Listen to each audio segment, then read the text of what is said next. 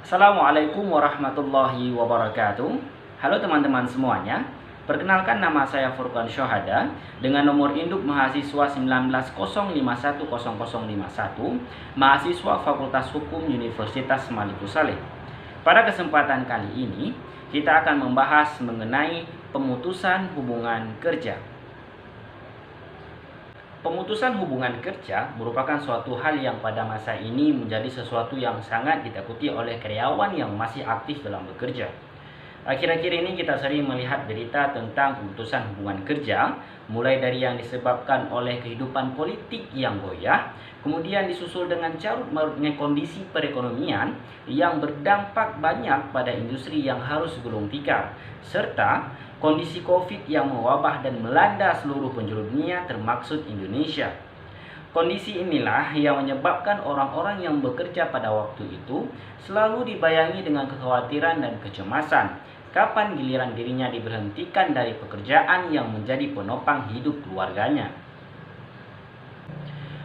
Pemutusan hubungan kerja selalu menjadi hal yang sulit bagi pengusaha maupun para pekerja. Pengusaha menganggap hal ini terjadi merupakan hal yang wajar dalam kegiatan perusahaan. Akan tetapi, bagi para pekerja maupun buruh, terjadinya PHK berdampak sangat luas bagi kehidupannya, tidak hanya bagi dirinya sendiri pribadi, namun juga terhadap keluarganya. PHK jelas akan menyebabkan seorang pekerja atau buruh kehilangan mata pencariannya. Pemutusan hubungan kerja adalah pengakhiran hubungan kerja antara suatu hal tertentu yang mengakibatkan berakhirnya hak dan kewajiban antara pekerja dan pengusaha. Menurut para ahli, menyebutkan bahwasanya pemutusan hubungan kerja adalah sebagai pengakhiran hubungan kerja antara pekerja dan pengusaha yang dapat disebabkan oleh berbagai macam alasan, sehingga berakhir pula hak dan kewajiban antara mereka.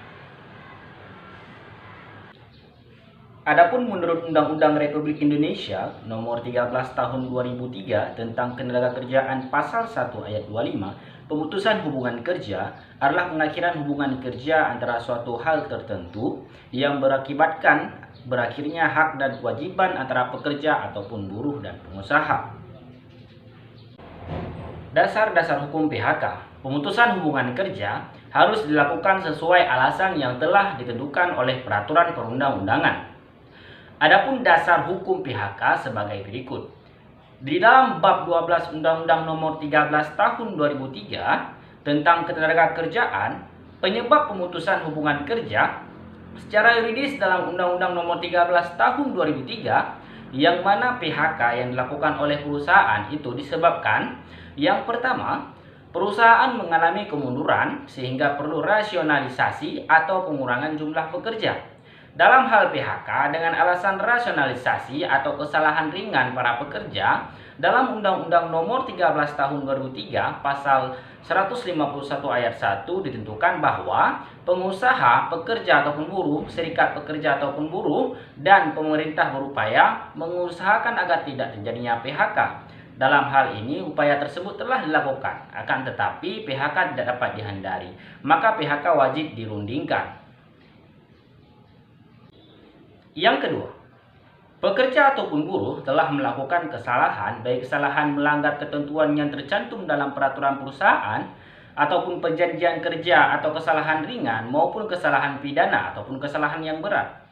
Hal ini telah tertuang dalam pasal 154A ayat 1 Undang-Undang Nomor 13 Tahun 2003 junto Undang-Undang Nomor 11 Tahun 2020 tentang Cipta Kerja. Peraturan Pemerintah Nomor 35 Tahun 2001 yang mengatur mengenai perjanjian kerja waktu tertentu, waktu kerja dan istirahat alih daya serta PHK. Prinsip-prinsip PHK. Prinsip-prinsip PHK atau pemutusan hubungan kerja di dalam buku karya Dr. Hadi Suwadno MSI dan juga Doni Juni Priyansa SPD SEMM yang berjudul Manajemen Sumber Daya Manusia dalam Organisasi Publik dan Bisnis, dikemukakan ada 8 alasan pemutusan hubungan kerja.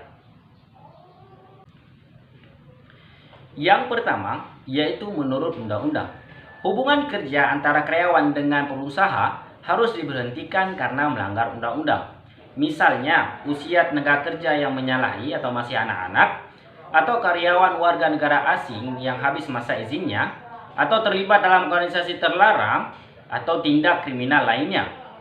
Yang kedua, keinginan perusahaan. Keinginan perusahaan dapat menyebabkan seseorang harus diberhentikan dari suatu perusahaan, baik secara terhormat maupun secara tidak terhormat. Permohonan izin PHK dapat diberikan dalam bentuk hal buruh melakukan suatu pelanggaran, yaitu pelanggaran besar antara lain, yaitu pada saat perjanjian kerja diadakan, memberikan keterangan palsu ataupun dipalsukan. Kemudian, melakukan tindak kejahatan, serta melakukan penganiayaan, penghinaan secara kasar atau mengancam pengusaha, keluarganya pengusaha, ataupun teman kerjanya. Yang ketiga, keinginan karyawan. Pemicu diantaranya adalah perusahaan atau pengusaha tidak membayar upah pada waktu yang telah ditentukan, atau perusahaan atau pengusaha dengan cara lain melalaikan kewajibannya yang telah ditetapkan pada perjanjian kerja. Kemudian yang keempat, pensiun. Apabila seorang tenaga kerja telah mencapai batas akhir usia atau masa kerja maksimum sesuai dengan peraturan perusahaan yang telah disepakati atau karena alasan yang lain. Yang kelima, kontrak kerja berakhir. Karyawan akan dilepaskan atau diberhentikan apabila kontrak kerjanya sudah berakhir. Yang keenam, kesehatan kerja. Kesehatan kerja karyawan dapat menjadi alasan untuk pemberhentian karyawan. Inisiatif pemberhentian ini bisa berdasarkan keinginan perusahaan atau bisa juga keinginan karyawan itu sendiri. Ketujuh, meninggal dunia. Karyawan yang meninggal dunia secara otomatis putus hubungan kerjanya dengan perusahaan. Kedelapan, perusahaan bangkrut. Terjadinya likuidasi atau perusahaan ditutup karena bangkrut. Fungsi, tujuan, dan arti pentingnya pemutusan hubungan kerja. Fungsi pemutusan hubungan kerja dilakukan adalah: yang pertama, mengurangi biaya tenaga kerja. Yang kedua, menggantikan kinerja yang buruk. Biasanya, bagian integral dari manajemen adalah mengidentifikasi kinerja yang buruk dan membantu meningkatkan kinerjanya. Yang ketiga, meningkatkan inovasi. PHK yang meningkatkan kesempatan untuk memberikan keuntungan, yaitu pemberian penghargaan melalui promosi atas kinerja individual yang tinggi dan menciptakan kesempatan untuk level posisi yang baru, sehingga masuk serta tenaga kerja yang dipromosikan untuk mengisi lowongan kerja sebagai sumber daya yang dapat memberikan inovasi dan menawarkan pandangan baru, serta untuk membedakan yang lebih besar, meningkatkan kesempatan untuk memperkerjakan karyawan dari latar belakang yang berbeda-beda, dan mendistribusikan ulang komposisi budaya dan jenis kelamin tenaga kerja.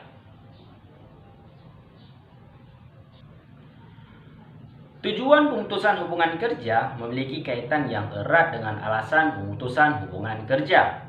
Namun tujuan ini lebih menitik beratkan pada jalannya perusahaan atau dari pihak pengusaha.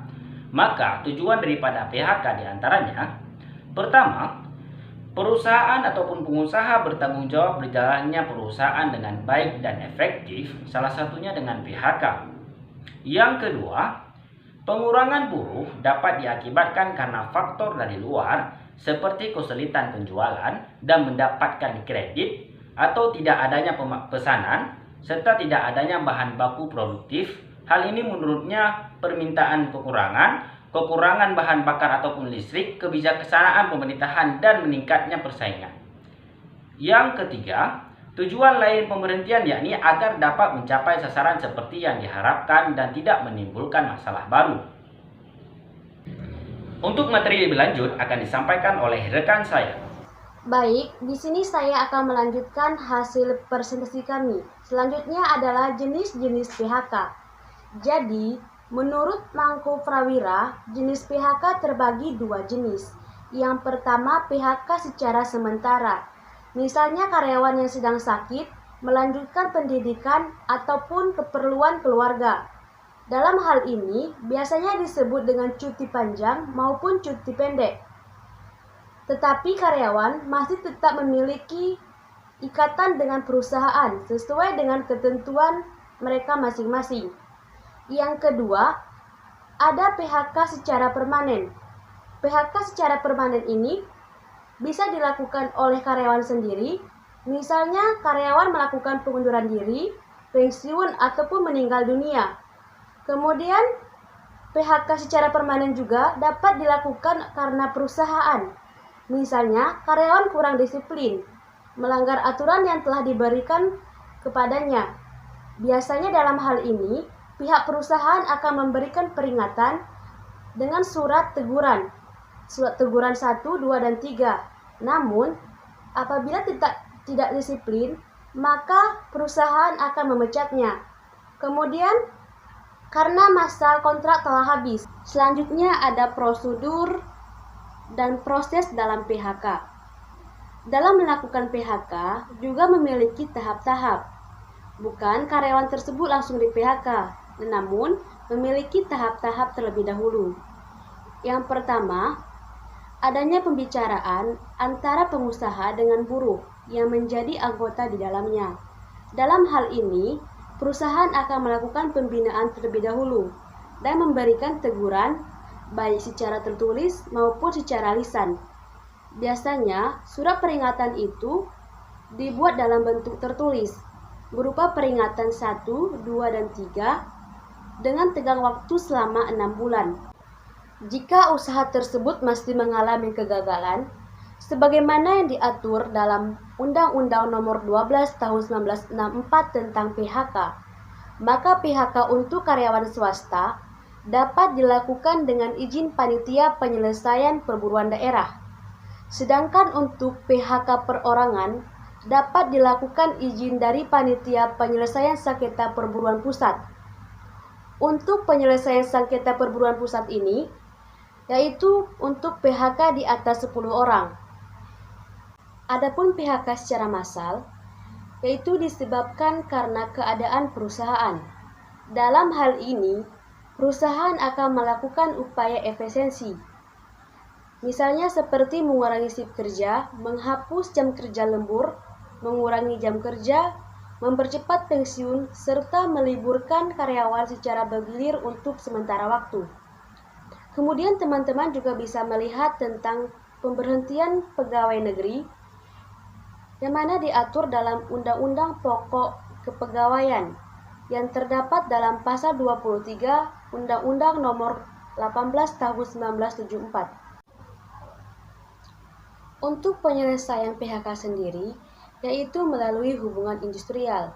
Yang pertama, melalui penyelesaian arbiter, konsultasi, mediasi, dan arbitrase. Selanjutnya kita akan melihat bagaimana sih perhatian pemerintah terhadap PHK. Yang pertama, pemerintah akan memberikan dana kompensasi kepada karyawan yang di PHK, yaitu berupa uang pesangon, uang penghargaan masa kerja, uang pengganti hak yang meliputi cuti tahunan yang belum diambil dan belum gugur. Kemudian, pemerintah juga akan memberikan ongkos atau biaya pulang kepada pekerja beserta keluarganya. Yang kedua, pemerintah akan memberikan dana sosial kepada karyawan yang di PHK, sebagaimana yang diatur dalam Pasal 1 dan Pasal 2 Transmigrasi Republik Indonesia Nomor 05 Men-2 2010. Dan yang ketiga, yaitu pemerintah akan memberikan dana pensiun, yaitu berupa jaminan hari tua. Mungkin hanya yang dapat saya sampaikan, saya kembalikan kepada moderator. Kesimpulan, pemutusan hubungan kerja sebenarnya tidak diinginkan oleh setiap orang yang sedang bekerja. Namun, hal ini diakui oleh regulasi hukum. Mendidik kebijakan PHK yang dilakukan oleh sebuah perusahaan itu harus dilihat dari berbagai sisi. Misalnya, kondisi force majeure yang dialami sebuah perusahaan. Kemudian dasar hukum PHK ini yaitu pasal 164 ayat 1 Undang-Undang Nomor 13 Tahun 2003 tentang Ketenagakerjaan yang menyebutkan bahwa perusahaan dapat melakukan PHK terhadap pekerja karena perusahaan tersebut tutup yang disebabkan perusahaan mengalami kerugian secara terus-menerus selama 2 tahun atau dalam keadaan memaksa.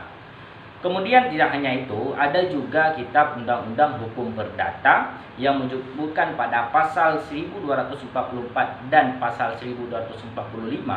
Kemudian ada juga beberapa putusan pengadilan ataupun jurisprudensi. Tidak mudah bagi perusahaan untuk melakukan langkah untuk PHK. Inilah langkah yang paling pahit yang dialami.